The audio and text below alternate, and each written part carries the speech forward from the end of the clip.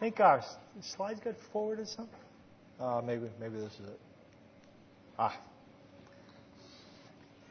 talking about a faith that works, and we're going to apply that a couple different ways this morning. We're going to apply it as a church and consider some questions about Hope Church. We'll apply it personally, though, as well. Some of the things we'll consider, some of the questions to consider.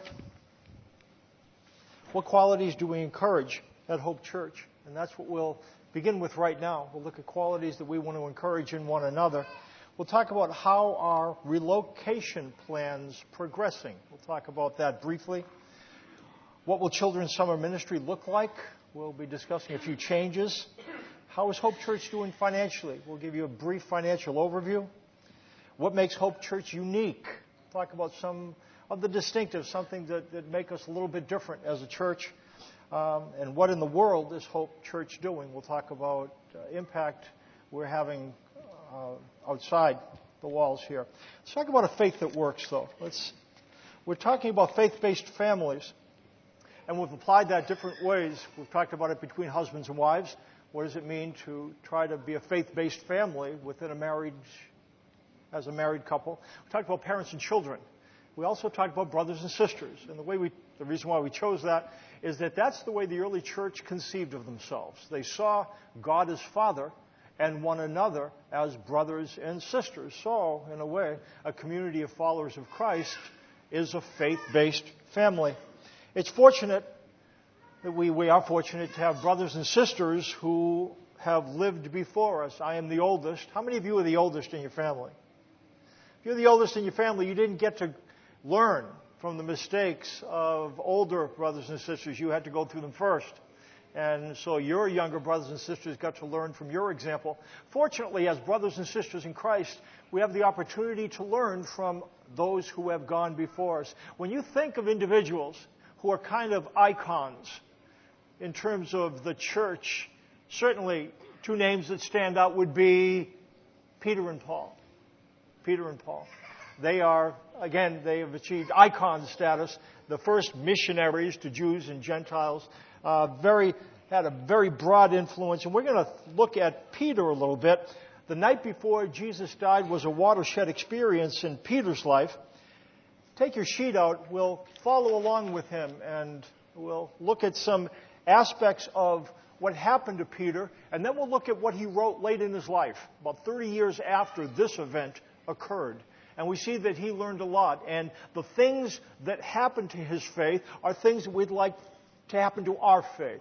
Peter became authentic, confident, transformed, and strong. And that's what we'd like to encourage in our faith as well. But let's begin by looking at his watershed experience.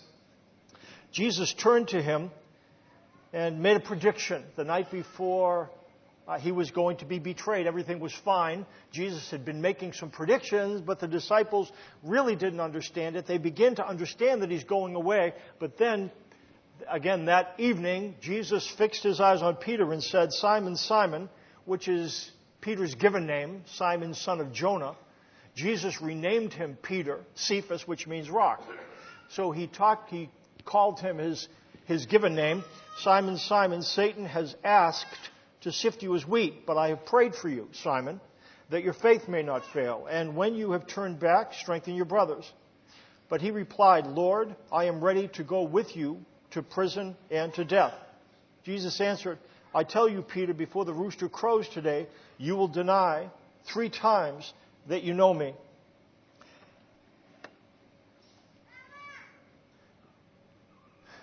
Everybody's becoming a little bit testy. They understand that something is going to change. Jesus looks to Peter and tells Peter that he is going to fall, that there's a storm approaching, and that it will carry him away, that he will end up doing something that Peter doesn't see in himself, because he looks inside and he sees commitment and he sees courage. And frankly, I think he has good reason to look and to see that. After all, he had been following Jesus for 3 years at this point, and has seen a lot of very significant things happen in his life. He's left everything to follow Jesus. However, Jesus sees things that Peter doesn't. And then within hours of this conversation, where Peter says, "Lord, I'm going to go with you both to prison and to death," Peter has another conversation, one that he never imagined he'd be having, never imagined himself saying what he's saying. An individual approached him after Jesus had been taken into custody. Now, what did he hear and see in Jesus? He knew that they weren't treating him nicely. Did he hear the sounds of Jesus getting beaten up? We don't know. We do know that a servant approached Peter and said, "Hey, you were with him." And Peter enters into a conversation that he doesn't want to have. Actually, he entered into 3. And the results were all the same. Look what he says in this one. Peter replied, "Man, I don't know what you're talking about." Just as he was speaking, the rooster crowed. The Lord turned and looked straight at Peter. Then Peter remembered the word the Lord had spoken to him, and he went outside and wept bitterly. Jesus' eyes lock on Peter. And as Jesus looks at him, Peter has to confront what he did not see in himself, but what was there, what Jesus already saw, because he predicted what was going to happen the night before. But Peter doesn't see what Jesus sees, and as Jesus locks eyes on Peter, now there is a very anxious, troubled moment for Peter. And he goes away. I don't think we have to stretch too far to imagine what happened to Peter afterwards. I think he really loved and cared for, and so respectful imagination may view with empathy the figure of a convulsed man, weeping, sobbing. That was Peter. It's a watershed experience. I think we can identify that. How many of us have looked inside to see commitment and determination and really feel that it's there? Making promises, resolutions, commitments, that if we were to take our pulse, yeah, it's there, I want it, I want this, I want this change, I want this thing, I want to make progress in this manner in terms of following Christ. We've done stuff like that and had those resolutions and commitments disappear in the harsh light of reality. We understand resolutions strongly made and quickly deserted. We understand promises made and broken, and that's what makes, I think, for us this such a compelling image, because we get it. Maybe not with the intensity that Peter experienced, but we know what it's like to say, "Hey, Jesus, by the way, you can count on me," and then have to live in the harsh light of, "No, you couldn't." How does a person recover from that? How do you recover from that? And as you look at Peter, how can you ever hope that somebody would be able to recover? And some of you have been perhaps asking that question. And it's something that keeps you stuck. Perhaps you made promises early in your life that you would never do X, that you would follow Jesus and do Y. But you have done X, the thing you said you wouldn't do. And you have not done Y, the thing you promised Jesus you'd do when the family is together, or when you're established in your job, or when the children grow up. And you put your finger on the pulse of those promises and, I really haven't followed through. And raising it brings the awareness. How do we recover from stuff like that? Promises, resolutions, commitments made and broken, deserted. Here's what Jesus did. Look what it says. 1 Corinthians, Christ died for our sins according to the Scriptures. He was buried. He was raised on the 3rd day according to the Scriptures. And that he appeared to Peter and then to the 12. We don't know what happened in that conversation. What we do know, and I love Jesus for this. He made a beeline for Peter. Before he visited with the 12, he visited with Peter, who apparently was alone. And then on the strength of that visit, Peter joined the 12. I think we can imagine his isolation, can't we? Felt like he let everybody down, sitting alone. And apparently what happened, and again, if I could be a fly on the wall at some point in history, I would like to see that conversation. I'd like to see Peter's face. Gosh, when Jesus walks in. I'd like to see the eye contact that was registered between them. See the expression on Jesus' face. See Peter look down and then look up. And, to hear what Jesus would say to him, especially in light of the fact that it is going to encourage him greatly. He's going to get up and he's going to find the answer that some of us are looking for. How do you move on after you break a commitment? I guess you need a conversation with Jesus, because that's what happened with Peter. And Jesus told him things and shared things that gave Peter, I think this was a significant moment in Peter's life. A lifetime of service followed. Jesus built into Peter a faith that works, a faith that carries him through the ups and downs of life. And for 30 years, he followed in pouring his life out. He had strength to do what Jesus wanted him to do. And he writes a letter. And we can see Peter's faith reflected in this letter.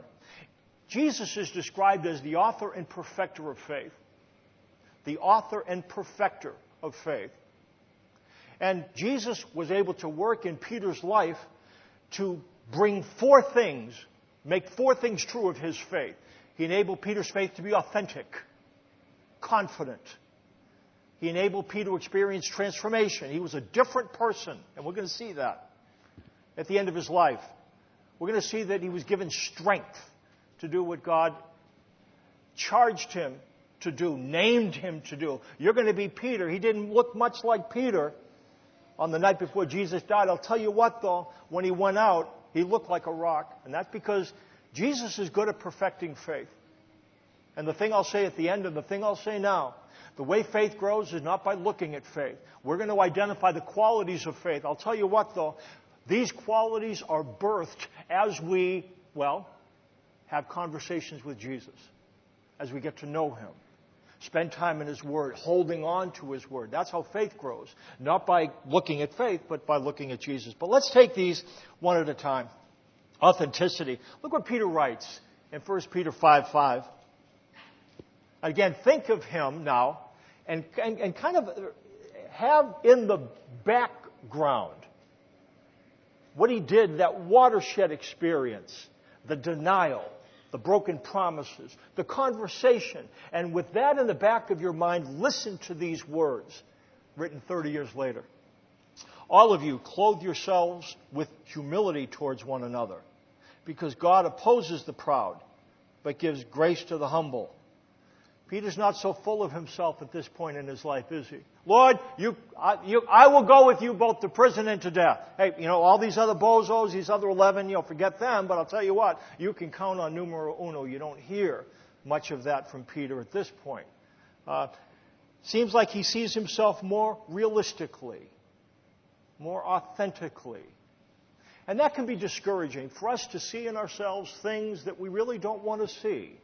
What Peter came to understand, though, is when a person is in a position where they can't necessarily bring about the power to bring about changes, that is the time where they are in a position to be changed.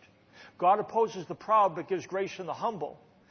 God gives grace to those who understand that they cannot produce by force of will the thing that Jesus requires, because Jesus requires for us not just to be shiny, not just for us to be moral and upright and be good people.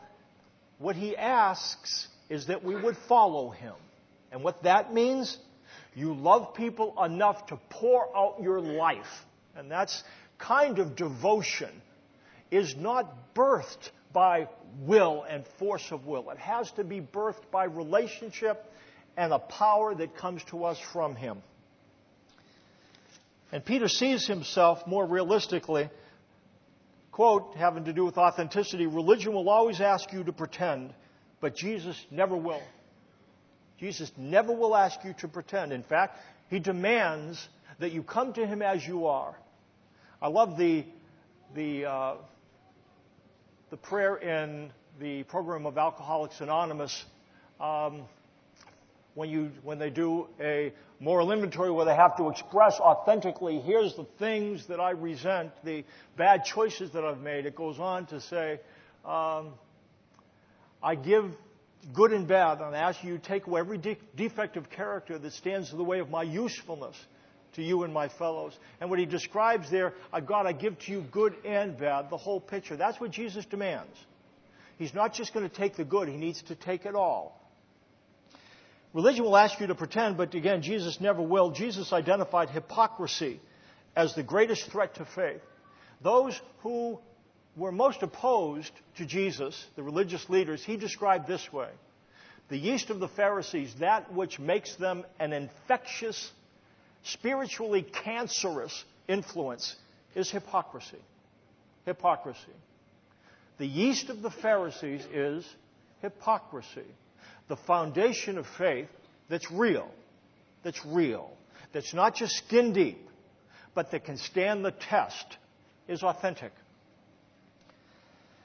A faith that works sees what is real, and a faith that works sees what's real in ourselves. As people, we judge how things appear because that's what we see, but God judges hearts, and a faith that's authentic experiences changes at the heart level. Authenticity, confidence. What it says, Peter writes, "Humble yourselves, therefore, under God's mighty hand, that he may lift you up in due time. Cast all your anxiety on him, because he cares for you." What rocked Peter's world was not just his denial. What rocked Peter's world was Jesus' visit after the denial. I imagine that at this point, Peter is hemorrhaging guilt and shame. He's afraid. And what he receives is something that he hadn't been able to receive. Now, I imagine that people came around him and loved him. I remember family and friends certainly came around him. Peter was married, we're told. I'm sure the disciples, okay, I know, Peter, you denied him, but it's okay. But for some reason, he's still sitting alone. Because love isn't sufficient to remove the fear that comes within us when we disappoint ourselves and others. Love doesn't cast out fear. You say, well, Mike, isn't that one of the verses we're going to look at this summer? Love casts out fear. Isn't that it? Doesn't love cast out fear? What is it that casts out fear? Oh, perfect love. Oh. And that's what he experiences. And what he understands is that he receives a love that family and friends can't give, that children can't give, that the closest can't give. He experiences perfect love, and this rocked Peter's world. When life is beating you down, you're in a Jesus place. The help of others is appreciated and is important, but it's not enough when you come down to it. Again, the fellowship and help of others is critical. If we're a family, we need to come to one another's aid, but there's some things that Jesus needs to bring because he comes perfectly. And some of you, again, feeling like you might have blown it early on, are resisting and avoiding coming to Jesus, I'll tell you what, he's the one you need to have a conversation with. Stop bottling stuff up. I think Jesus would want to sit down with you, have a conversation. You're going to hear it? No. But I think you can come clean with him and understand his character. He is not disillusioned about you. He has never been illusioned about you to begin with. He understands what's in you. And therefore, you can have the courage to be authentic. If you did blow it, go to him. And what he will do, after you see him clearly, what you'll sense from him is the confidence that even though he knows you well, he loves you perfectly. And that is wonderfully transforming. It's connection and correction. Authenticity and confidence are about connection. They are the roots. Transformation and strength are about correction, life change. They are the fruits. Transformation. What he writes, be self-controlled and alert. Your enemy, the devil, prowls around like a roaring lion seeking someone to devour. Resist him, standing firm in the faith, because you know that your brothers throughout the world are undergoing the same kind of sufferings. Peter's changed at this point. What he understands is something that he couldn't see at the time. He sees more than he saw then. When Jesus said, Satan has asked permission to sift you as wheat, he blew that off, said, no, spiritual battle, that's nothing. Now he says, be on the alert. Your adversary, the devil, prowls around like a roaring lion, seeking someone to devour. He's learned to see that there are kingdoms in conflict. There are kingdoms in conflict. He also has learned to serve others rather than use others. He sees the sufferings of other people. Look what it says. because you know that your brothers throughout the world are undergoing the same kind of suffering. Sometimes when we get in a position where we've disappointed somebody, ourselves, or believing we've disappointed God, we try to cover it and then we withdraw. And we are left in a place where we really can't enter into encouraging other people.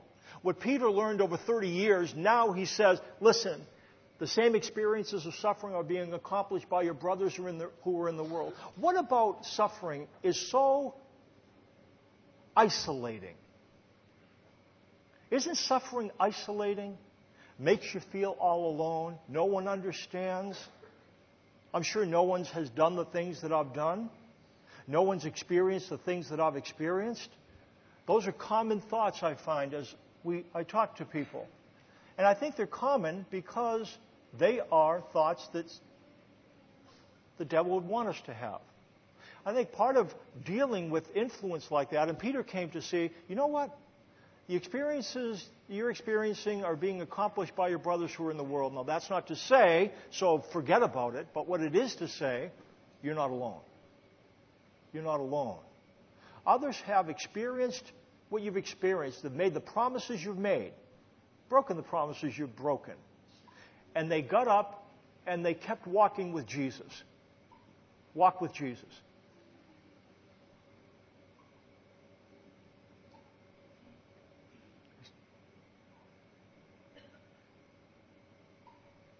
Walk with him. There's not a barrier there. He was never disillusioned about you. When you're confident of his care, it enables you to walk with him as you are, and that is transforming. Strength. What it says, and the God of all grace who called you to his eternal glory in Christ, after you have suffered a little while, will himself restore you and make you strong, firm, and steadfast. He said he experienced strength. You know what happened 30 years earlier? Peter said, I'm ready to go with you both to prison and to death, and he wasn't. At this point, this is the early 60s. 60 AD, Nero is moving into power. And within 5 years of this letter, Peter will go to prison and to death. And at this point, he's ready. Why? He's walked with Jesus for 30 years. He's learned. Jesus is the author and perfecter of faith. He's really good at building faith, but it begins with authenticity, confidence that you're cared for as you are. Transformation, you start to change rather than serving yourself by using others.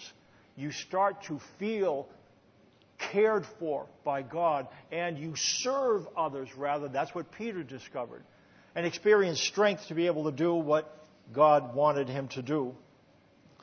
What began his change? I think it began knowing that even when he wasn't ready, he was still loved. Did Jesus love Peter any more at the end of his life when he was ready?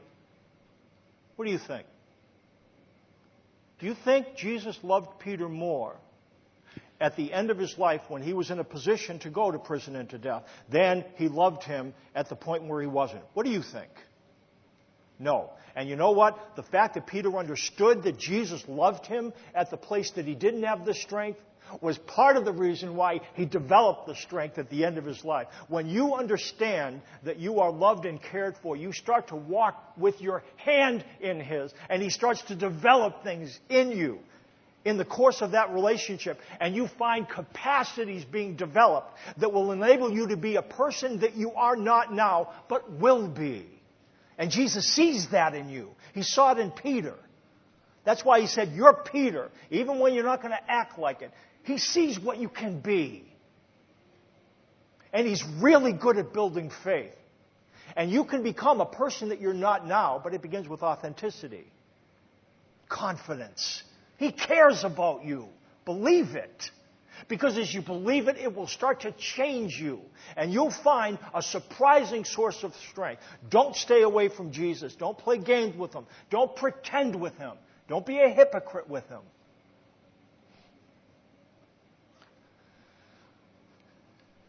A faith that works is rooted in authenticity and confidence and is reflected in transformation and strength. Rooted in authenticity and confidence. Reflected in transformation and strength. What qualities do we encourage at Hope Church? We want to become authentic and confident. And this is why we exist as relates to us. What do we want to encourage in one another? What are we aiming at? What are we shooting at? And if you come here over a course of time, what can you expect to become more? You can expect to become more authentic and confident in order that we can become transformed and strong.